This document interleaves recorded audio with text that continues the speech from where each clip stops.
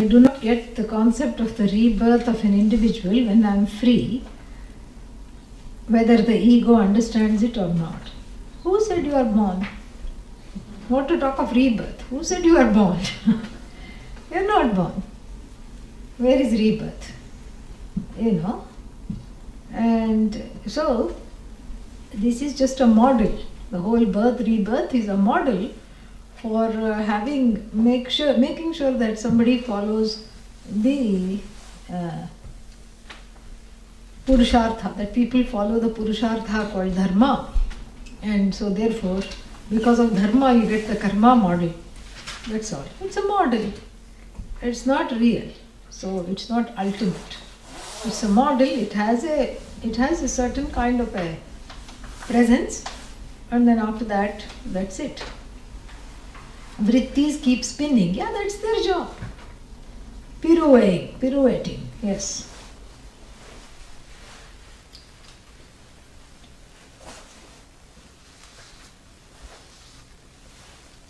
Om Sahana Bhavatu Sahano Bhunaktu Saha Viryam Karavavahai Tejasvinavadhitamastu ma vidvishavahai.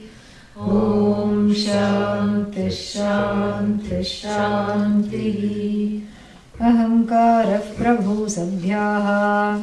Ahankara Prabhu Sabhyaha. Sabhyaha. Ahankara Prabhu Sabhyaha. Ahankara Prabhu Sabhyaha. Vishayanartaki matihi. Vishayanartaki matihi. Taladidharinyakshani. Taladidharinyakshani. Deepasakshyavabhasakaha. Deepasakshyavabhasakaha. Yeah, the metaphor is rife with possibilities. And Ahankara Prabhu. Of course, who is the Prabhu? The king, for whom the dance hall has been built. The dance hall is built not for the audience, that's just riffraff, dragged from the street. That's just little riffraff. That's not, the dance hall is built for the king. The king has his own little box there, sitting with the queen, and the king is enjoying the dance. The dance is not built for the audience. Who cares about the audience? Dance hall is built for the king. The show must go on for the sake of the enjoyment or otherwise of the king. Correct? So the king is the main person. And who is the king? Ahankara. Ahankara is in the place of the king in the dance hall example, and the inner amphitheater, has at its helm the amphibian, because sitting in the amphibian called what? Ahankara, the I notion. Me, it's all about me. I want, I am, look at me. So it's always in the first and second case. I, me, sometimes in the third case. By me. For whose sake is this built? For the sake of me? Fourth case. How did this happen? From me? This all came from me? Who does this belong to? Mine. Sixth case. And it's all rests on me. Seventh case. Woe is me. Vocative. This is what it is. It's all for the sake of this fellow, the Ahankara, who is sitting in the best cushioned seat. Where? In this tragic theatre of sorrow, the inner theatre of sorrow, the sad theatre where sad plays and sad dance dramas, or rather we should call it dance traumas, are broadcast. It all ends in disaster. In fact, it's just an error of error. We can't call it a comedy of error because the person doesn't understand. The ego doesn't have a sense of humor. Doesn't get comedy at all, poor thing. Takes everything seriously, everything is tragic. And it sits there. Once in a while it enjoys. And then looks at the audience. I brought them here, look. And then looks at the dancer without me. You are nothing. You. Who are you? Nothing. I dragged you out of the shadows and brought you here. Sakshi says, but it was me. Shut up. It's me. You were a nobody. I made you famous. And now you're just, riding on my coattails. Don't think too smart of yourself. Ahankara is telling who? Who is the Ahankara telling? Hello? Are we both on the 10th chapter? Yeah. Who is the Ahankara talking to? I dragged you out of somewhere. You were just a nobody and I have made you famous. The dancer. What does the dancer stand for? Matihi, Buddhi. So the Ahankara tells the Buddhi, you are nobody. You were in the dust. I recognized you and I thought you can help me in all my shady endeavors.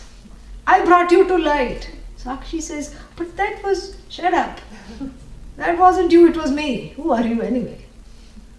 And then what? And the Buddhi says, I, sir, and dances. And the Prabhu, the Ahankara, sits and says, higher, jump higher. Buddhi says, okay. What about that particular piece which you did last time? Do that. Okay. Shake your head this way without, me. Okay. Do those mudras. Okay. Harder, faster, quicker. Okay. Musicians, come on. Come on, we need a nice beat now. We need to just be jamming. Come on. And the Buddhi says, fine. Dancer is Nartaki. And Nartaki is what? Matihi. Is the Buddhi dances to the approved clapping of the Ahankara. Everyone is approving and clapping and clap. Why? What everyone? Forget everyone else's claps. The dancer is only looking for approval from the host, from the king, from the patron. So the Buddhi, did I do right? And Ahankara says, yes, this time you were good. So the Buddhi is an approval hog waiting for a little applause from the Ahankara. And until the Ahankara applauds, it keeps dancing to the tune of what? All these 5 fellows, the accompanists. What are the accompanists? Sense organs. So the Buddhi has its own tune. Very interesting. Buddhi dances to the tune of the sense organs. The sense organs are like the Pied Piper melody.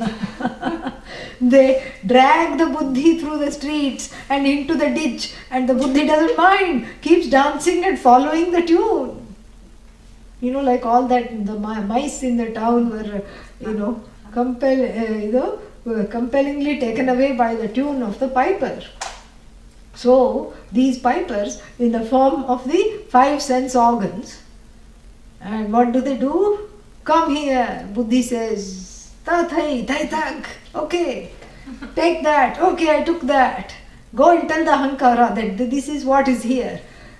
Wonderful, goes and reports. Ahankara says, I want that, go get that, organize that. Okay, runs behind that again. And then the ears say, but here there is a very nice tune coming. Oh, go bring that, report that to the Ahankara. Buddhi, poor Buddhi, is on Gatorade because it's so tired, it keeps running around life after life after life after life, where in the inner amphitheater, the Prabhu gets fat and the Prabhu just sits and applauds and frowns and shows his disapproval. Ahankara is masculine, that's why. Shows his disapproval. How dare you could do this? Who asked you to do this? This is the wrong number. I don't want you to dance a Vedanta non-dual number. Who asked you to sing Advaita? Who asked you to dance to the tunes of Advaita? We need more Dvaita, more Dvaita. And the audience also chants, more Dvaita. And the Buddhi, tired Buddhi says, Guru, I heard that, says the Ahankara. No Guru, nothing. Come on, dance. The show has to keep going. And the Ahankara convinces the Buddhi by using the Shastra of the Shastra. Very wily creature. Shastra means the ammo. Yeah, what is ammo? Ammunition. It uses the cannonball of Bhagavad Gita and fires it on the Buddhi. And the Buddhi dances even higher. How? You must do your duty. How many lifetimes should I keep doing the duty? Niyatam kuru karmatvam karma jyayo hi akarmanaha. To be engaged in action is better than inaction. Keep dancing, keep doing the duty. But I'm tired. I think this is futile. I think this stage is a dead end. I'm tired of being staged. I'm tired of staging myself. I'm tired of all this inauthenticity. I want to really know myself. Shut up, dance, do your duty. Here, it says this in the Bhagavad Gita. No, but I want to study the Upanishads. Upanishad, what's there in the Upanishad? Here is the Ishavasya Upanishad. Throws the book at the dancer. Poor Buddhi. It gets a book thrown at itself. What does the book say? Kurvan eveha karma ani jiji vished shatagam samaaha. Forgot the first line. It only highlights the last line. Tena tyaktena bhunjitha magridha kasya svidhanam. First line, forgot that. Conveniently only highlights the second line. Kurvaneva iha karmani jijivishe chatagam samaha. Keep doing your duty and keep living for thousands of years. Buddhi says, I'm tired, I'm committing suicide, I'm going to hang myself in public in front of the sabha. And then what? Next life, same dance theatre. Buddhi is born in the dance theatre due to unresolved issues. Yes. Prabhu also dies away in his seat and is reborn in the same seat, and the show keeps going on. The inner dance theatre, only the props change. Rich theatre, poor theatre, amphitheatre, two-tier theatre. One, sometimes it's the balcony, sometimes it's the dress circle, sometimes the audience is, is painted different colors, sometimes the stage is different colors, sometimes the light shines from this angle or that angle.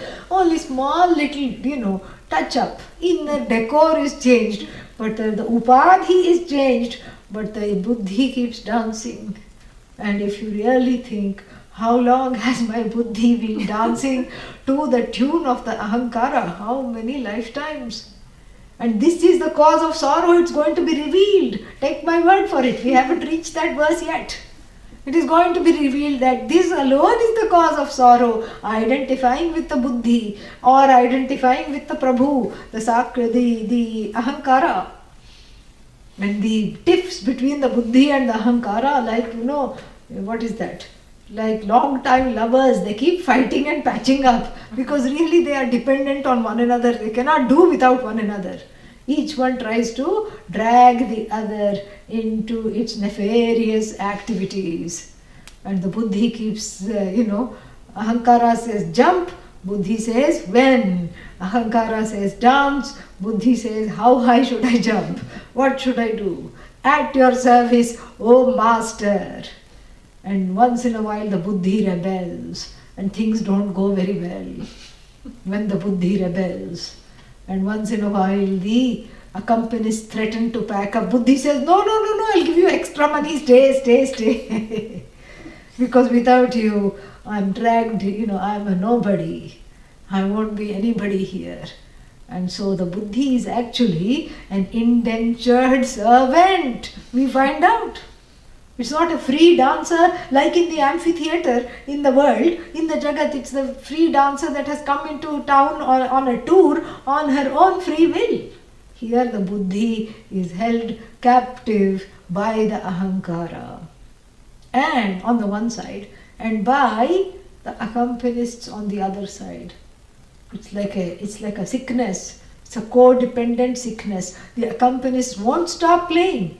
Because the sense organs are always broadcasting the various tunes, the 5 tunes of the 5 Vishayas from the 5 sense organs. And the buddhi won't stop responding to them, constantly going on, constantly going on. And the ahankara here brings otherwise it would just be a show. But the ahankara's involvement makes it what? Makes it a tragedy. But the ahankara is part of the audience, you wish. It's not, even though it is sitting in the audience, it is involved in the show because it has set up the show, it has set up the decor, it has chosen the music, it has chosen the numbers, it has chosen the costumes, and it is involved in everything. And it wants the buddhi to produce things, produce all the ragadveshas. It uses the buddhi to make the ragadveshas come alive. And where are the objects of ragadveshas? Right behind, sitting in the audience. Sabhyaha vishayaha. Yeah, the ragadveshas are just the audience, the various audiences, drumming, playing, listening to the drumming, listening to the playing of the instruments, listening to the vocalist singing and the dancer dancing. And the dancer is dependent on the audience, is she not? Yes. Because she is dependent on the approval of the audience. That's why she is blowing kisses and bowing to them and doing namaste to them all the time. Because she is desperate to be liked. She is throwing flowers and and hoping that they are not throwing tomatoes. That is what she is hoping. That to rotten tomatoes, So that makes her dependent upon the audience. And the audience is equal to ragadvesha objects. Because here ragadvesha are not mentioned separately, but they have to be brought in because from the standpoint of the objects don't come on their own. The objects are sifted and categorized into 2. Things I like, things I don't want. Things I don't like, things I want, like this. So the audience stands for things I want and don't want. And the dancer, the buddhi, is enslaved on all sides. She is enslaved by the accompanists. She is enslaved by the ahankara who she has to please. She is enslaved by the audience which represent her own ragadveshas externalized, sitting in the form of the audience. And this is perfect because the audience thinks that the audience is dependent upon the dancer. And the audience thinks, oh, I have come here to enjoy the dancer. But actually it's the other way around. The audience is, the dancer is dependent upon the audience. It's anyonya ashraya, really speaking. It's a rank form of codependency where the audience is dependent on the dancer for their entertainment. So the ragadvesha objects are of no use if they are not recognized by the buddhi, correct? And the buddhi feels it is of no use if the ragadveshas don't come alive because of its dancing.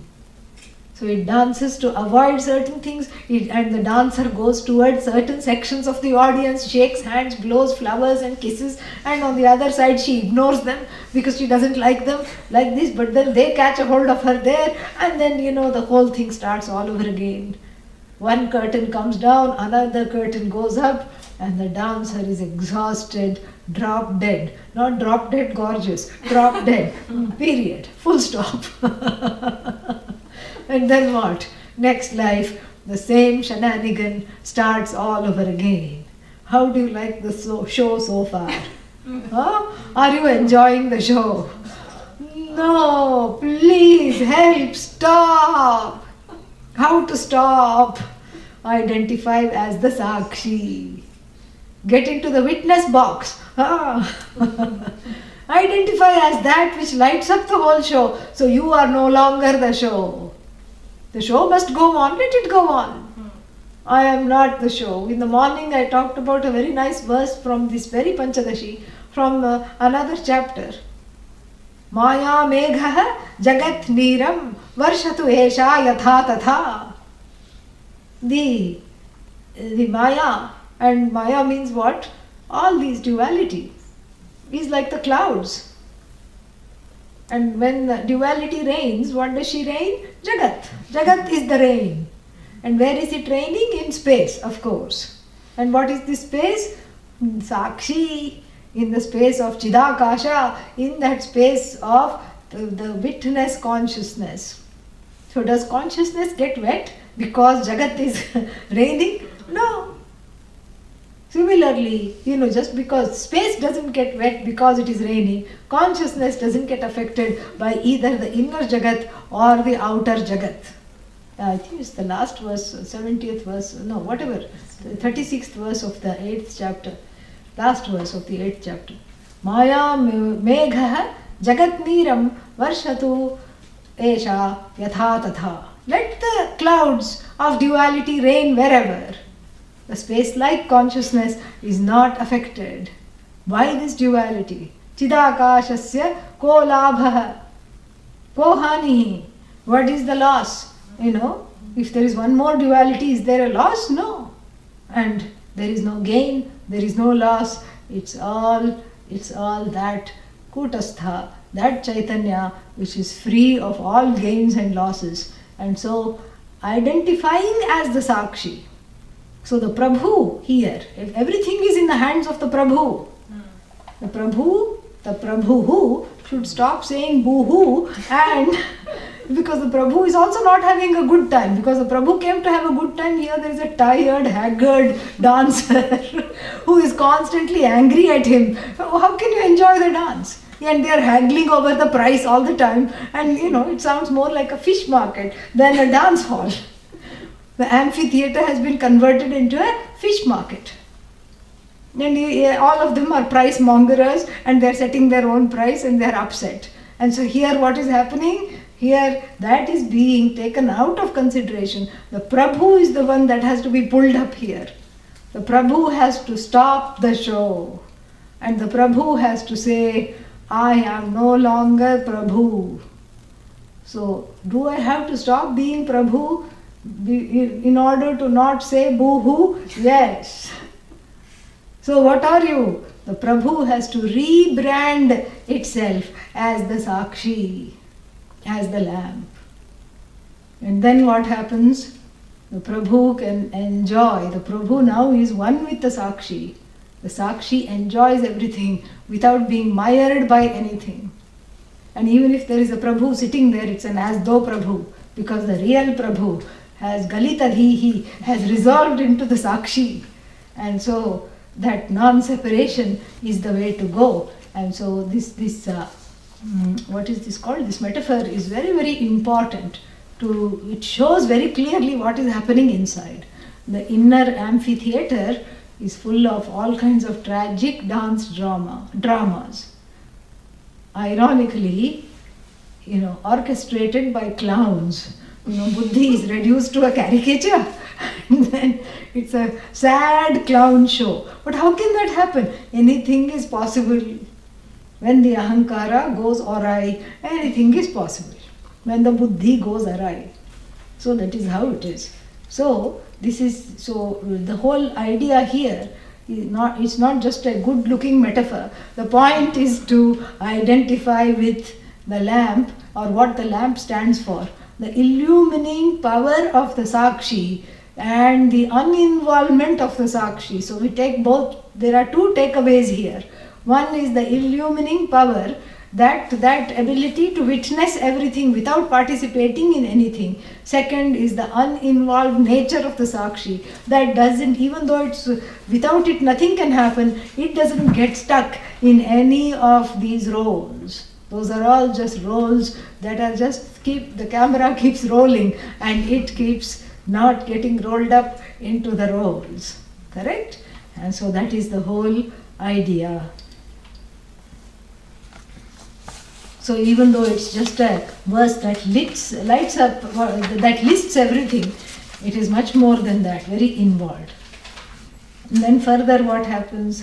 Swasthana samsthito deepaha. Swasthana samsthito deepaha. Sarvato bhasayed yatha. Sarvato bhasayed yatha. Sthirastha स्थिरस्थायी तथा साक्षी स्थिरस्थायी तथा साक्षी बहिरन्तः प्रकाशयेत् बहिरन्तः प्रकाशयेत्.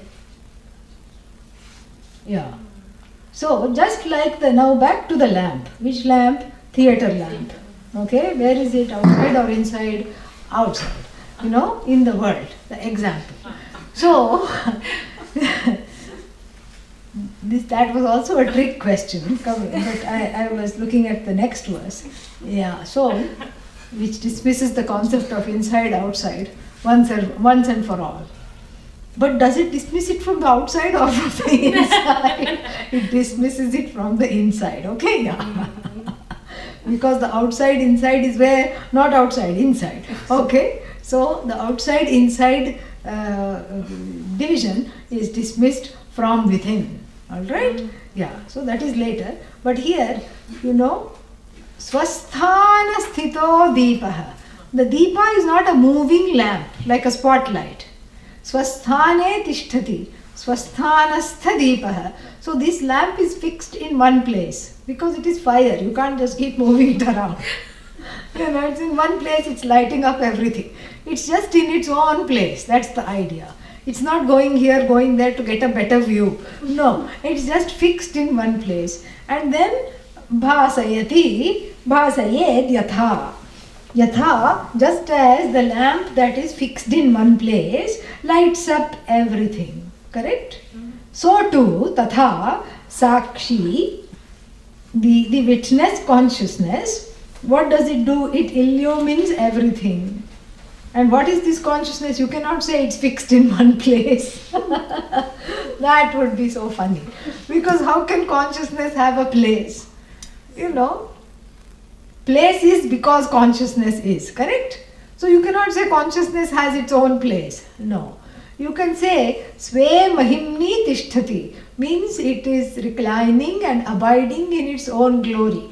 And here the glory part is not needed, is not highlighted. So abiding in its own, self-established, self-revealing and abiding in itself as itself, this witness consciousness throws the light on everything that is happening within and without. Now what is this within and without? I thought it's all the inner dance theatre. Yes, but where are the objects? Within or without? No, that's a very difficult question. Well, they are within. And because they are within, I see them without. The first paksha. Second paksha, but how did I first see them within? They must have been without. Then that's why, then I saw them without and then brought them in. So now they became within. Brought them with me in. So within. Okay, they came with me in. Within. So then, it's like the chicken, Chicken or what? Egg. What came first? Must have been the chicken, otherwise how could there be egg? Then how did that chicken, you're right, must have been egg. But then how did that egg come from? Another chicken. And how did that chicken come from? Another egg. And we'll just be here forever, correct? And so therefore what? Here the objects, bahya, here bahya, the outside and inside are both inside only, so to speak, from the standpoint of the what is happening in the inner amphitheater. Outside is just lighting up the idam vastu. And inside means lighting up the ahankara. Okay? Got it? Yeah. Yes? No? Yes. Okay. Everybody is looking doubtful. This within, without has been a little confusing, I think. Don't get confused. It's very easy. Within, without, it doesn't matter. So, if you identify as Sakshi, there is no within or without. But here, he's trying to make a point, our Panchadashi Kara, and he's trying to make a point is his Swasthana samsthito deepaha sarvato bhasayet yatha. And because the theatre lamp is shining the light on the stage and on the audience, correct? Audience are what? Vishayaha. correct? And the buddhi is what? Within. So that within, without, don't get caught up, because that's going to be dismissed in the very next verse, I promise you. But for the sake of the argument right now, and for the sake of what is written here, the idam vastu vishaya is seen as external, aham vastu vishaya is seen as internal. Of course, the idam immediately becomes aham. That's the problem. That's why the whole within without doesn't work for too long. But idam vritti is seen as external, because the thought as though goes out. And like, for example, if I say idam potam, if I say that, this is pot, I am ghataha. If I say this, then what is happening? The eyes as though go and encircle the pot and bring back the knowledge, this is pot, this is pot, this is pot, to the buddhi, and the buddhi dances in glee, this is pot. Correct? Pot cognition is a very big dance, many steps is involved here. Yeah. Tathai, tatathai, this is pot, yes, this is pot. And so like this, the buddhi dances in glee. I am the cognizer of pot. In fact, that's what ahankara says. Buddhi says pot has been brought to light. Ahankara says that I have done that. So it's a manifold process of cognition and recognition. In fact, everything is just a recognition, because that cognition is already there. When I say pot, you already know pot. You don't know which one I'm going to hold up, that's all. So that pot vritti is already there. The pot vritti, it needs to be checked up. And so the eyes go out as pramana, encircle the real pot, so to speak, and bring it back to the pot vritti. And that pot vritti now says, I know pot. I know this pot. Correct? So this is the recognition of the pot.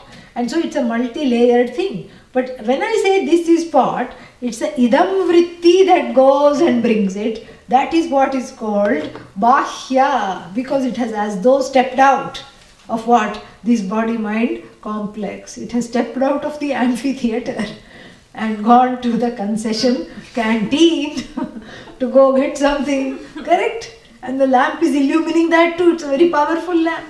So too, when the eyes say, this is pot, and the eyes are saying, I have recognized pot, and buddhi says, it's not you, it's me. Snatch, it snatches the credit. And then buddhi dances, I have recognized pot. Ahankara says, snatch, and takes away the credit. And buddhi is sadly sitting and reenacting Othello in the middle of the dance floor, jealous of Ahankara and frustrated with itself. Correct? Suicidal. So this buddhi is this is the sad inner show. So that is what is called aham vritti, correct? And this is what is idam vritti. So idam vritti is bahya, because it as though goes out. Aham vritti is as though inside itself destructs. So it is called within and without, correct? Yeah. So that is all that is saying. So within and without. Sthirasthai tatha sakshi bahihi cha antascha prakashayet. So the theatre lamp, which is fixed in one place, you can't say self-standing lamp, because the lamp is independent of the theatre and illumines everything around the theatre, in the theatre, outside the theatre, people carrying little flags, it illumines people selling some popcorn and peanuts, it is illumining all these things. And then inside the hall, what is happening, it is illumining. So too, this unchanging witness consciousness, self-established, illumines the internal and external things. What are the internal and external things? Objectifies idam vritti and aham vritti. Objectifies within hunger, thirst, fear. What else? Other emotions, sorrow, it objectifies. What? The lamp. What does the lamp stand for? Witness consciousness. And that is all aham vritti. And idam vritti is what? Idam vritti is, idam vritti is all the objects, vishayas. And even this is actually idam vritti. Hunger, thirst, etc. is all objectified. Aham vritti would be what it was said earlier. I see. I am hungry. When it misidentifies, it shines the light on the misbehaving ahankara. We should just watch the show, but it gets involved in the show. It runs on the stage. It tries to change the props. It tries to make the show more conducive to it. And the Vishayaha are upset. The audience is upset. So like this, there is a revolt. They are throwing tomatoes at the dancer. And so all this is being illumined inside and out. Okay? And now we have discussed inside and out, inside and out. No, there is one more verse. Bahirantar vibhagoyam. Bahirantar vibhagoyam. Dehapeksho na sakshini. Dehapeksho na sakshini. Vishaya bahya deshasthaha. Vishaya bahya deshasthaha.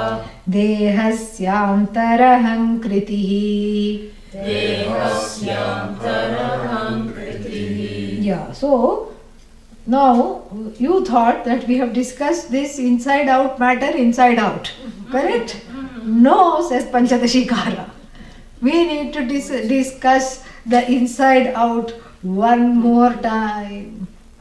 We have to make short shrift of this inside out.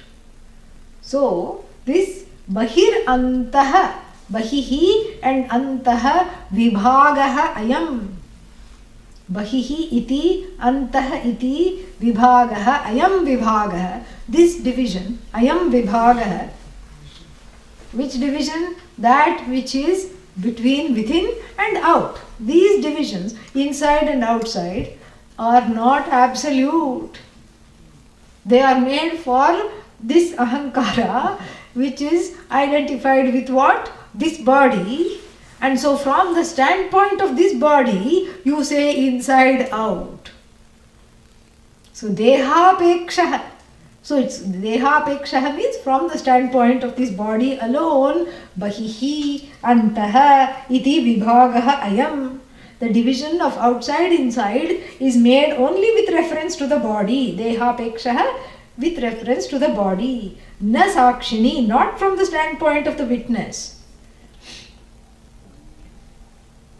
And so objects which are, objects are called as being outside of the body.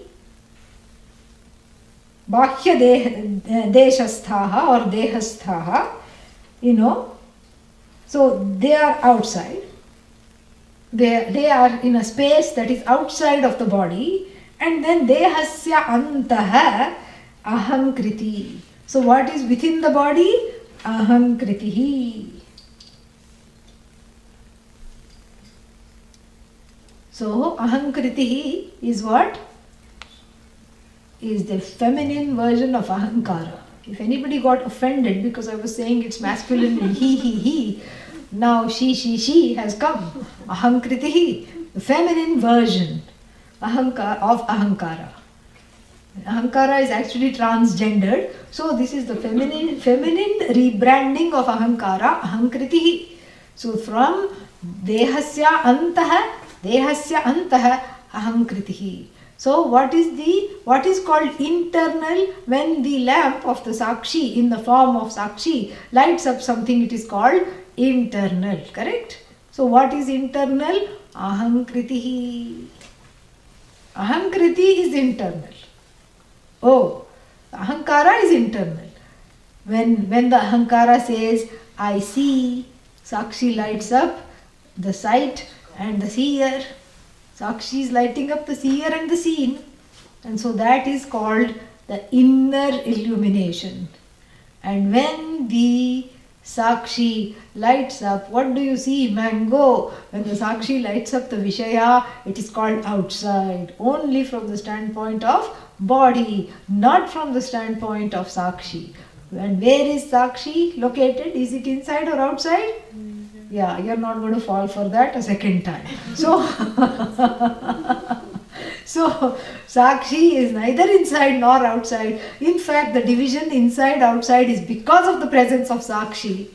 Sakshi is the author of space and time. Sakshi itself is free of space and time. Like Amrita Bindu Upanishad gives a very nice example. Says that when I move the pot from place A to place B, am I also moving pot space? Huh? Is pot space being moved? No, only, pot space cannot be moved. Pot space is space, correct? Yeah.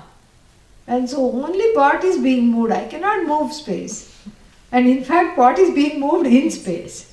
So therefore, like this here, the Sakshi, you cannot say, is it outside, is it inside? Because that means it has to be located somewhere. It is not located anywhere. In other words, it is located, if you want to really push for a location, it is located everywhere. Where it is all pervasive, where is it not? So Sakshi is everything, it is everywhere, but it is nothing and it is nowhere in particular in order for it to sustain everything and be everywhere. Okay? So that is what the whole thing is. Now that is putting a rest to this Bahihi, this inside outside once and for all. No more discussion of inside outside. Well, not yet. Antastadhi sahaivakshaihi. Antastadhi sahaivakshaihi. Antastadhi sahaivakshaihi. Antastadhi sahaivakshaihi. Bahiryati punah punah. Bahiryati punah punah. Bhasya buddhistha chanchalyam. Bhasya buddhistha chanchalyam. Sakshinyaropyate vritha. Sakshinyaropyate vritha. Antastadhi sahaivakshaihi. Antastadhi sahaivakshaihi. Bahiryati punah punah. Bahiryati punah punah. Bhasya buddhistha chanchalyam. Bhasya buddhistha chanchalyam. Sakshinyaropyate vritha. Sakshinyaropyate vritha. Yeah. So, very interesting. You thought you were done with inside outside. You said, please, no more. And then what? Antastadhihi. This buddhi which is where? Inside or outside? Inside. Sure? Is buddhi inside or outside? Inside. Abba. Okay. Yeah. Because you looked unsure, I had to say, are you sure? So, buddhi is inside. From which standpoint? From the standpoint of the body. If you are having an out-of-body experience, then buddhi is outside.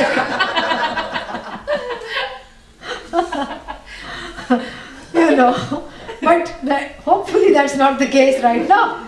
So where is buddhi? Inside. Antastha, ante tishtati iti antastha. So this buddhi which is situated, tishtati, stha, antastha-dhihi. This buddhi situated inside for the time being. What does it do? Antastha-dhihi sahaiva akshaihi. Along with the sense organs. Where are the sense organs? Inside or outside? Quick. Inside, yes. But facing outside. Okay. So, the buddhi is always needing some helpers. Correct? Because ahankara has enslaved the buddhi. And buddhi needs some helpers. And it leans on the eyes and it leans on the ears like an old man, old buddhi, correct? Yeah. And old buddhi, demented buddhi, and leans on all these fellows and then goes out. Sahaiva, saha eva, along with, indeed, what? Akshaihi, along with the sense organs, goes on an outing. How many times? Repeatedly. Punah punah, keeps going on. The buddhi goes along with the eyes, like in cognizing this pot. What is the, the eyes don't go out, they don't pop out, like in the comics, the eyes are popping out. The cake is in the next room and the nose, detaches from the comic character and walks over there and smells the cake and brings the smell back. It's not literally happening, correct? It's figurative. So the eyes don't go out, the buddhi goes out through the eyes. And then encircles and captures the pot. It takes a selfie with the pot. Smile pot, it says. And it smiles and takes a selfie and brings it back to the mind, to the, to the ahankara, and then the knowledge, this is what takes place. So here dhi means manaha really. So the mind goes out and captures that pot, brings it back to the buddhi. Buddhi says, Shabash, bacha, very good child, you have done a good job. So antastha sahaiva akshaihi saha, along with the sense organs, bahir yati, it jumps out and keeps going out when it has no curfew. Any time of the day or night, tirelessly goes out, brings back information. Bahir yati punaha, repeatedly goes back. And then what? Then the buddhi has a property because it keeps going out. So let us call it chanchala buddhi. Chanchala means what? Yeah. Punaha, that frequentative. Chanchalam. Chalam plus chalam, chanchalam.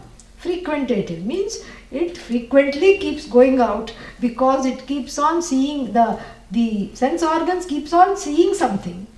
And they cannot keep quiet. They say, Buddhi, come and tell me what this is. This looks exciting. This looks interesting. This is a new color. This is a new experience. What is this? Buddhi comes and says, oh, this is that. Okay. And it keeps talking about everything. It keeps objectifying tirelessly. So the Buddhi is what? Here Buddhi means mind. Chanchala. Chanchalam hi manaha. Chanchala Buddhi. Chanchala means very restless Buddhi. Tirelessly restless. And then what is this buddhi? The buddhi bhasayati, correct? So it bhasayati, bahir yati. What does it do? Why does it yati bahir? In order to bhasofy, in order to light up all the objects. Wait a minute, where did it get the light? Quick. Where did the buddhi get the light? From the sakshi. Is it a borrowed light? Yes, it's a borrowed light. It borrowed the light from the sakshi and then went out along with the flashlight borrowed from the sakshi and went to various places, shone the light on various objects and then snuck into the credits at the end. Correct? I told you this. Sneaked into the credits at the end of the film, of this gory film, frightening film. Samsaris, Samsaris daymare. And then, so it got into the light of the sakshi, stole the light, and then it broadcast it, and then said, I recognize this pot. And then, I do this, I do that, now I go here, now I go there. And the restlessness of the buddhi is blamed upon the poor sakshi. And the person says, I am restless. I can't sit quietly. I can't keep still. I can't do anything. Aropyate. Aropyate means what? Is completely projected. First the light of the sakshi is stolen by the buddhi, and buddhi, dancing in borrowed light, commits a crime and blames it on the sakshi. Very conveniently. And then, everybody says, sakshi is restless. I am restless. I am tired. I can't keep my mind in one place. In fact, we cannot say that at all now. Why? Because now we are going to meditate.